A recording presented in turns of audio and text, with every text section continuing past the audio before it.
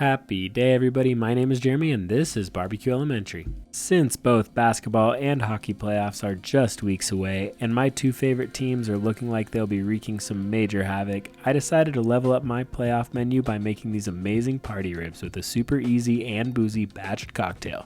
Let's go!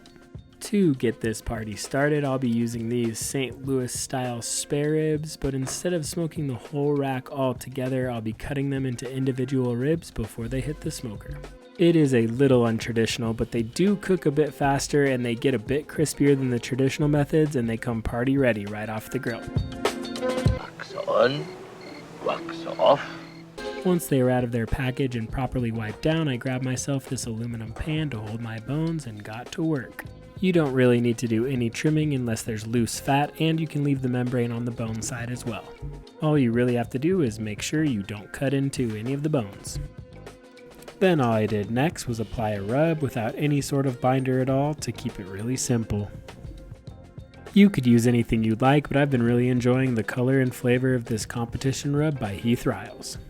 After preheating the Traeger to 275 degrees and letting the ribs sit out for about 20 minutes, they went straight onto the grates for the next hour and a half or so, and it was time to make the cocktail. I like to party. I made a batched Boulevardier riff with a cherry liqueur, and it goes a little something like this. I started with 350 mils of bourbon and 175 milliliters of sweet vermouth. I know for a fact you don't party, okay? You do not party.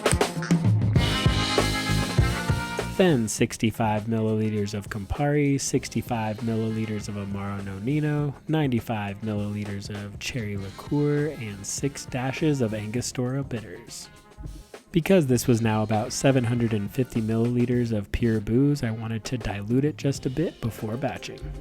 I did this by simply stirring 3 large ice cubes until pretty chilled and diluted to just the right point before I strained the beast into a bottle I could throw straight into the fridge. I like beer just as much as the next guy, but having something a little special to bring to the party during a hopefully long playoff run, that's where this comes in. It's obviously incredibly boozy and has just the right amount of sweet and bitter to play real nice with these ribs. Speaking of ribs, after about 90 minutes they were temping just above 160 degrees and it was time to put them in their old pal, the foil pan. In the pan I added about a half a stick of butter, a quarter cup of honey, and a quarter of a cup of brown sugar. Give me sugar. Not to mention about a quarter of a cup of this amazing Blues Hog barbecue sauce, and then I gave it a good toss. Once all the ingredients were properly mixed together, I threw on a foil cap and put them back into the smoker for about 45 minutes.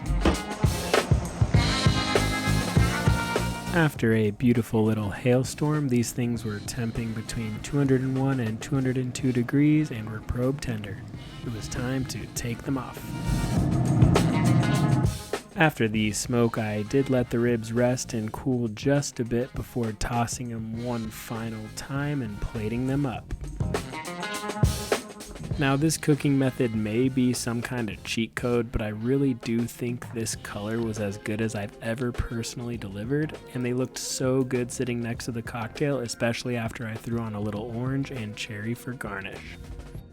I was incredibly pumped up with how everything turned out. This is honestly going to be a huge win at any tailgate or playoff party, but before we get too far ahead of ourselves, we need to abide by the old saying, you don't eat with your eyes.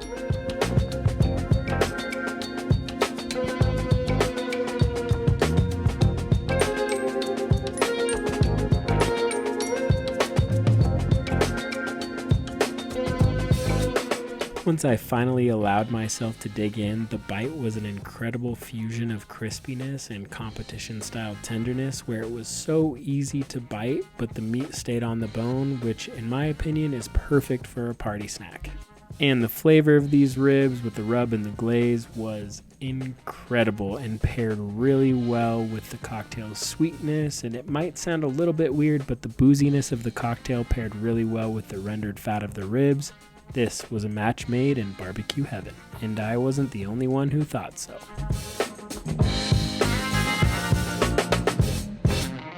And as always, thanks a million for tuning in. Make sure to like, comment, and subscribe if you haven't to follow me along on my adventures through Barbecue Elementary.